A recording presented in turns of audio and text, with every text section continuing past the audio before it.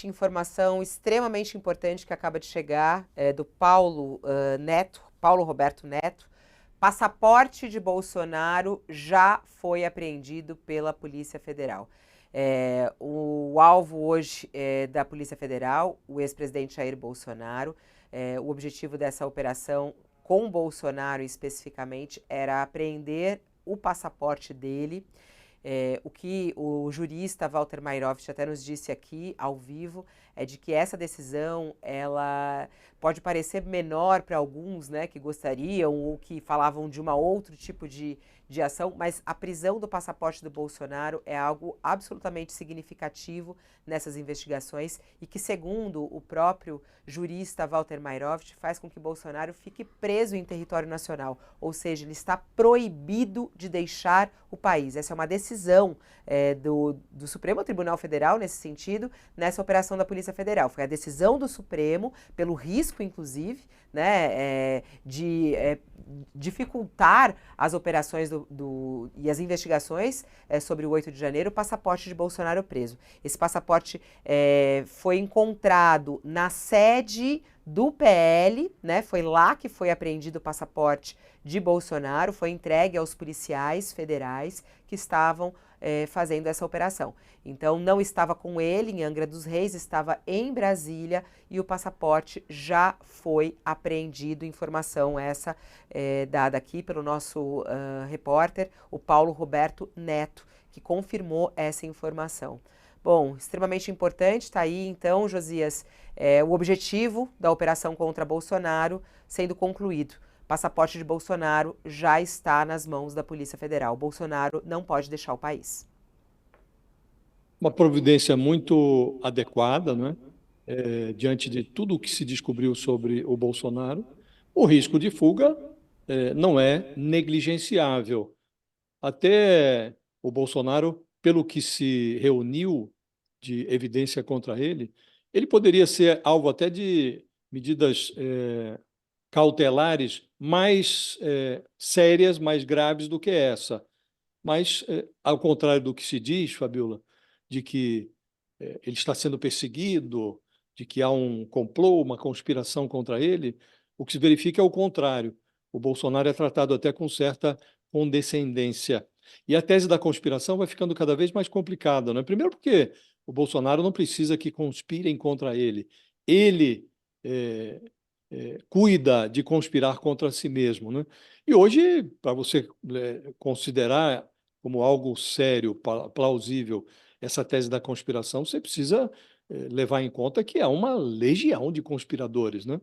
A Polícia Federal, a Receita Federal, que também participa dessa investigação, o Procurador-Geral da República, Paulo Gonet, que, aliás, recebeu uma votação expressiva dos bolsonaristas quando teve o nome referendado, avalizado no Senado.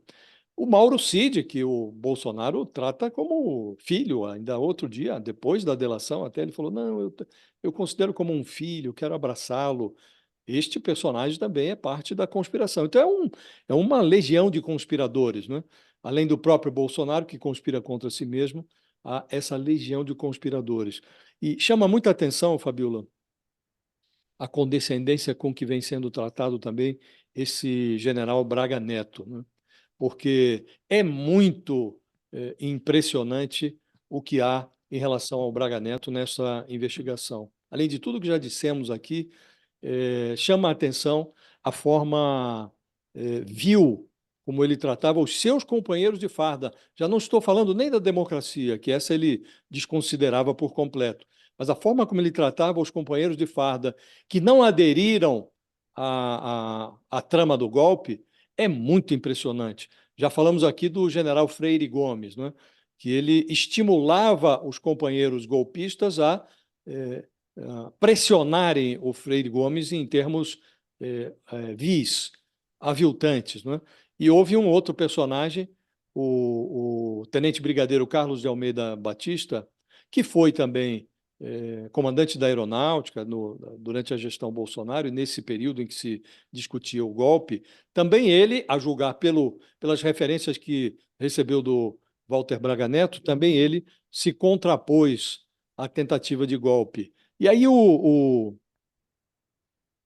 Braga Neto, ao mesmo tempo em que recomendava aos companheiros de farda que elogiassem o então comandante da Marinha, o almirante Almir Garnier, este sim aderiu ao golpe gostosamente, estimulava o plano golpista do Bolsonaro. Então, esse ele pedia que fosse elogiado.